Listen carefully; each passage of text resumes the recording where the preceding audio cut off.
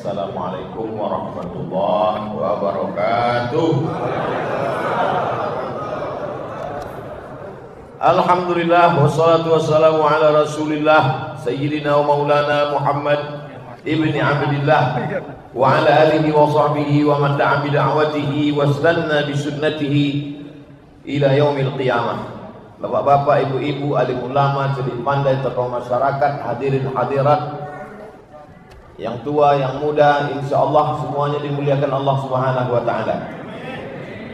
Apa kabar Bapak Ibu? Sehat? Badan sehat? Kantung sehat?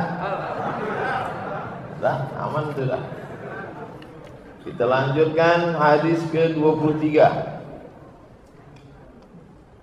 dari Muawiyah bin Abi Sufyan. Muawiyah ini sahabat Nabi yang pernah jadi khalifah.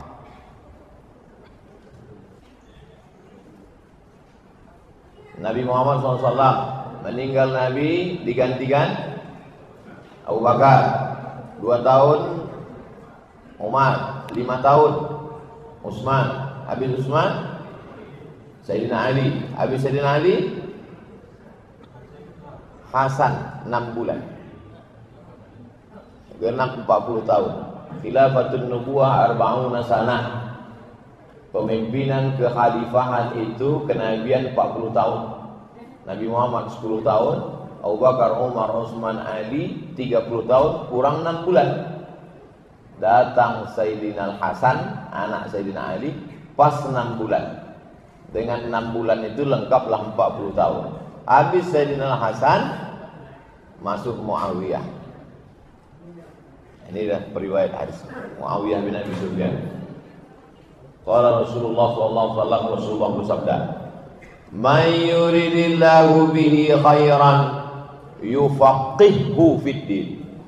Kalau Allah ingin orang itu baik, yufaqqihhu fid din, dipahamkannya agama. Mudah-mudahan anak cucu kita paham agama. Amin. Makanya doa Nabi untuk Sayyidina Abdullah bin Abbas, Allahumma faqihhu fid din, pahamkan dia agama. Paham agama ini macam orang paham lalu lintas, tahu dia mana trotoar, mana jalan.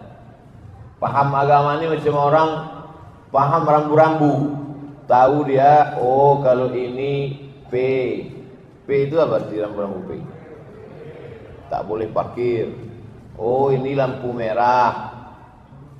Kenapa kau lewat juga? Ini kan lampu udah merah. Kata polisi, belum merah kali Pak. Itu tahu tapi tak paham. Makanya di sini tak disebutnya. Kalau Allah itu Pak Ustadz, kenapa banyak orang tahu agama tapi melanggar? Bukan tahu. Dalam hadis ini bukan disebutnya tahu. Yufaqihu, paham. Sekarang banyak orang tahu agama tapi tak paham. Nilai akhlak, mata kuliah akhlak A, tapi tak berakhlak. Sama macam mana anak hafal doa. Doa masuk WC, Allahumma inni a'udzubika minal khubuthi wal khaba'is. Doa makan, Allahumma barik lana mimma razaqtana wa qina adzabannar. Doa masuk masjid, Allahumma iftah li abwaaba rahmatik. Hafal doa tapi tak pernah doa. Tak paham. Oleh sebab itu yang diinginkan ini paham. Mudah-mudahan kita ini bukan tahu agama tapi paham agama. Banyak sarjana agama tak paham agama. Sarjana dia agama, habis 2 sekian SKS tapi tak memahami agama. Nah, jadi yang disebut ini paham. Orang yang paham itu namanya faqih. Nama ilmunya biasa disebut fikih.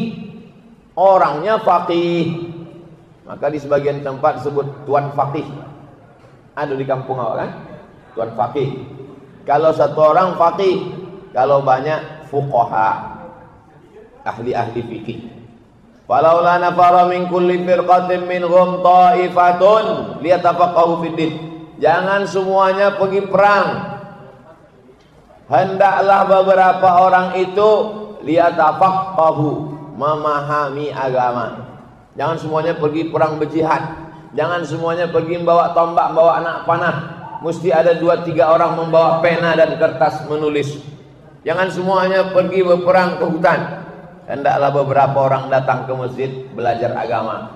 Untuk apa? Liyatafaqahu fiddin, untuk memahami agama. Anak-anak muda ini insyaallah kalau ikut dia pengajian ini pertama tahu dulu. Sesudah tahu lama-lama paham. Saya tak maulah Pak Ustaz ikut-ikut ngaji ini nanti anak saya jadi teroris. Nah, itu berarti ayahnya tak paham. Masa pula khawatir anak ikut pengajian? Ada orang tua sekarang lebih khawatir anaknya ikut mengaji daripada anaknya dugem. Saya kalau anak saya di diskotik gak apa-apa Pak Ustaz, tapi kalau anak saya ikut pengajian khawatir saya Pak Ustaz. Dia tahu agama, setelah tahu belajar lama-lama paham. Apa beda tahu sama paham? Tahu sekedar tahu aja. Ada razia dekat Leton, tahu dia. Tapi kalau dia paham, dipakainya helm, dibawanya SIM, pakai kaca spion, itu paham namanya. Sekarang ini banyak orang sekedar tahu tapi tak paham. Tapi masih lumayan lah daripada tak tahu sama sekali. Oleh sebab itu dia awalnya tahu, lama-lama paham. Ustaz Abdul Somad ini rupanya udah paham betul agama nih. Masih lagi belajar memahami agama. Makanya kalau ada anak kecil, doakan dia macam Nabi mendoakan Abdullah bin Abbas.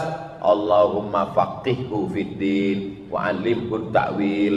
Saya kalau ada orang bawa anak kecil, Ustaz doakan anak saya ini Pak Ustaz, saya bacakan doa itu. Allahumma faqihhu fiddin, pahamkan dia agama, wa 'allimhu ta'wil. Karena mudah kita ngasih tahu orang yang paham agama, tahu dia mana halal haram. Kalau kata orang Melayu, tahu dia mana masak mantah. Kalau orang sudah tak paham agama, susah kita. Hantam kromo, bantai saja, riba sudi. Masak mentah, habis. Kenapa kau makan ini? Ini kan haram. Yang haram aja payah bu ya. Oleh sebab itu maka dipahamkan anak-anak kita ini. Dari TK yang memahamkan agama. Masuk SD yang memahamkan agama. Masuk SMP yang memahamkan agama. Masuk SMA memahamkan agama. Masuk kuliah yang memahamkan agama. Walaupun dia fakultas sains teknologi, walaupun dia fakultas pertanian paper-taper, walaupun dia fakultas perikanan, tapi dia paham agama. Daripada dia sekolah agama tapi tak menjalankan agama. Lebih baik bajunya baju hakim, baju jaksa, baju polisi, baju tentara, tapi dia menolong agama, daripada dia pakai baju koko isinya hantu. Jelas kan? Muttafaqun alaih. Secara bahasa arti muttafaqun alaih disepakati. Secara istilah arti muttafaqun alaih, hadis ini ada dalam Sahih Bukhari, ada dalam Sahih Muslim. Kitab hadis Ahlus Sunnah wal Jamaah nomor 1 Sahih Bukhari, nomor 2 Sahih Muslim. Imam Bukhari itu dari Bukhara, Uzbekistan, bukan orang Arab. Muhammad bin Ismail bin Ibrahim bin Al-Mughirah bin Bardisbah. Bardisbah itu datuknya yang kelima, Majusi, mu'alaf, masuk Islam. Jadi kata ada alasan, kau kenapa tak hafal hadis? Aku bukan orang Arab. Imam Bukhari pun bukan orang Arab. Begitulah hebatnya Islam ini. Islam ini datang, kitab-kitabnya ditulis bukan oleh orang Arab, bukan oleh keturunan Rasulullah SAW, tapi disebarkan, dibiarkan bermacam ragam ulama. Jadi tidak ada alasan anak kita khawatir, anak kita takut, kita ini bukan orang Arab, kita ini orang Indonesia, kita ini orang Melayu, kita ini orang Jawa, kita ini orang Sunda, kita ini orang Minang, kita ini orang Batak. Kullukum min Adam, semua kamu dari Adam. Wa Adam min turab, Adam dari tanah. Siapa yang paling mulia di antara kita ini? Inna akramakum indallahi asqab. Kalau pemimpin itu paham agama, maka dibawanya umat ini kepada agama. Kalau kepala rumah tangga itu paham agama, maka dibawanya untuk memahami agama. Kalau dosen itu paham agama, maka tak akan dibiarkannya azan bersaut-sautan, dia menjelaskan juga lagi di kelas. Dibawanya lah anak-anak muda ini ke agama. Kalau Pak RT itu paham agama, 17 Agustus tidaklah lagi dibawanya keyboard tunggal sampai jam 1 malam, sampai tak sembahyang subuh, sampai imam pun tak sembahyang subuh. Parah itu. Oleh sebab itu yufaqihu fiddin. Kalau Allah ingin orang itu baik, paham agama. Kalau Allah ingin daerah itu baik, RT-nya paham agama. Kalau Allah ingin kampung itu baik, Pak Kadesnya paham agama. Kalau Allah ingin kota itu baik, Pak Walinya paham agama. Kalau Allah ingin, nah teruslah ke atas. Ini sebut-sebut tersinggung pula. Dah, kita lanjutkan ke 24. Sampai ke berapa nih Ustaz? Sampai masuk waktu syuruk, salat sunat isyraq 2 rakaat. Habis itu kita tanya jawab. Habis itu sarapan pagi bersama di rumah masing-masing.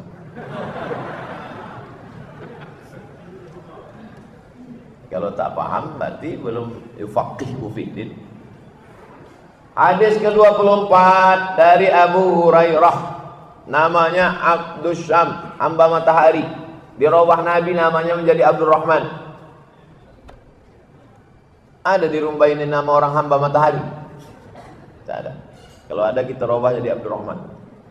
Rasulullah bersabda, "Man salaka tariqan," siapa yang lewat di suatu jalan, yaltamisu fihi ilman, mengambil ilmu dia di jalan itu, sahalallahu lahu bi tariqan ilal jannah, dimudahkan Allah jalannya menuju surga. Ini menunjukkan ilmu dalam Islam tak terbatas ruang kelas. Ilmu dalam Islam tak terbatas S1, S2, S3. Ilmu dalam Islam tak terbatas di majelis ilmu halaqah. Melewati suatu jalan, dapat ilmu di jalan itu, dimudahkan Allah jalan ke surga. Lewat dia di jembatan Leton, dapatnya ilmu di Leton. Ilmu apa dapat di Leton? Kira-kira ilmu apalah dapat di Leton? Yang pertama, kalau kita lewat di Leton itu dapat ilmu bahwa buatan Belanda lebih tahan dari buatan kita. Ilmu pertama. Jembatan awak berapa lama tak bisa dilalui, ya kan? Nampaknya Ustaz Somad ini pro Belanda nih kita. Kemudian dia lewat di jembatan, bahwa ada orang kaya di seberang sana, ada orang miskin di seberang sini. Si kaya tak kenal si miskin tak tahu si kaya. Maka mesti ada jembatan yang menghubungkan antara si kaya dan miskin. Ada orang kaya saking bingungnya tak tahu mau kemana, dibuangnya baju 3 lemari tak berpakai. Ada yang miskin saking malunya keluar rumah, asal dijahit celana ni kuyak balik, asal dijahit kuyak balik, rupanya lapuk. Tak tahu ke pintu rumah orang kaya mana mau diketuk. Maka mesti ada jembatan antara yang kaya dan miskin ini. Namanya jembatan Yayasan Tabung Wakaf Umat. Bukan Leton juga lagi. Belajar dari jembatan. Jadi kita ini kalau berjalan itu yang disebut orang awak alam takambang menjadi. Jadi berguru tidak sama orang. Bapak kenapa tak pernah ikut pengajian Ustaz Abdul Somad? Ambo guru ambo indak orang alam takambang jadi guru. Somad itu kulit-kulit kitab saja. Sama orang belajar juga, tapi kita belajar kepada alam. Menengok pokok kayu, akarnya tunggal sampai ke ujung bumi, pucuknya naik ke atas, orang bernaung di bawah daunnya, buahnya manis dimakan orang, akarnya menahan tanah hingga tak longsor. Maka belajar dari pokok kayu.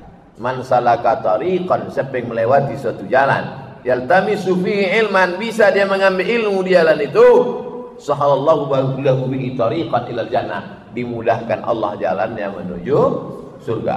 Maka semua yang datang subuh ini, yang dari Panam, yang dari Rumbai, yang dari Kulim, yang dari Simpang Bingung, Simpang Raya rumah makan bukan?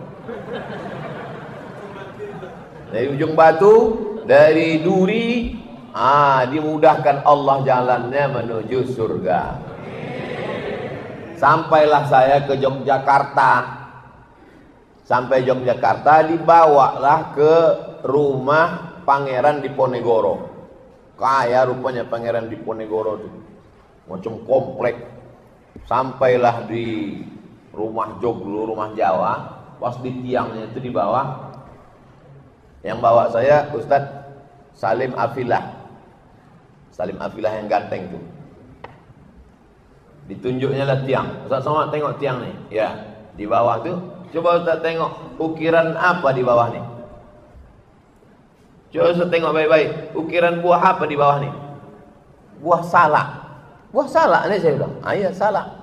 Kenapa buah salak di bawah tiang nih? Kenapa buah salak? Orang Jawa ini penuh filosofi Ustaz. Dan disitulah kombinasi antara Islam dan Jawa. Jadi dulu kiai-kiai Jawa itu berdakwahnya melalui ukiran. Dibuatnya buah salak di bawah. Kenapa salak? Man salaka thariqan. Ini salah. Man salaka thariqan.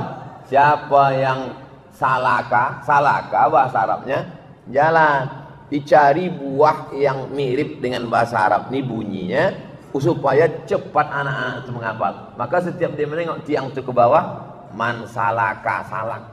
Oh, buah apa ini? Buah salak. Man salaka tariqan. Suruhnya saya tengok ke atas. Coba Ustaz tengok ke atas. Saya tengok, ada pula ukiran buah. Buah apa itu, Pak? Coba Ustaz tengok baik-baik. Kira-kira buah apa itu? Ukiran kayu jati. Buah nanas saya bilang. Ah itu betul. Itu diambil dari Qul a'udzu birabbin nas. Nah itu sanad saya bersambung ke Ustaz Salim Afilah. Nah, jadi bagaimana dakwah itu tidak hanya ceramah, tapi dakwah itu jadi ukiran-ukiran itu pun pemilihan buah itu pun ternyata dakwah. Gara-gara dakwah kiai-kiai yang santun dan lembut itulah maka Jawa itu bisa Islam. Jadi orang Jawa kan lembut. Pripun kabar Pak? Api. Bukan macam kita di sini. Itu makanya kadang kalau saya ceramah itu kejut-kejut orang tuh. Tapi orang tuh paham. Ini dari Sumatera. Sumatera ini banyak gunung, angin kencang katanya. Itu maka suaranya kuat. Man salaka tariqan. Siapa yang melewati suatu jalan, yaltamisu fihi ilman, mengambil ilmu dia di jalan itu, maka pandangannya bukan sekedar pandangan sekali lalu, tapi memandang dengan penuh pelajaran. Apa iktibar yang bisa kita ambil? Makanya selalu pesan khatib, fa'tabiru ya ulil absar. Ambillah pelajaran. Fa'tabiru artinya ambillah pelajaran. Ya ulil orang absar, orang yang punya pandangan, bukan punya mata. Banyak orang punya mata tak bisa memandang. Tapi yang disuruh ini adalah ambillah pelajaran wahai orang punya pandangan.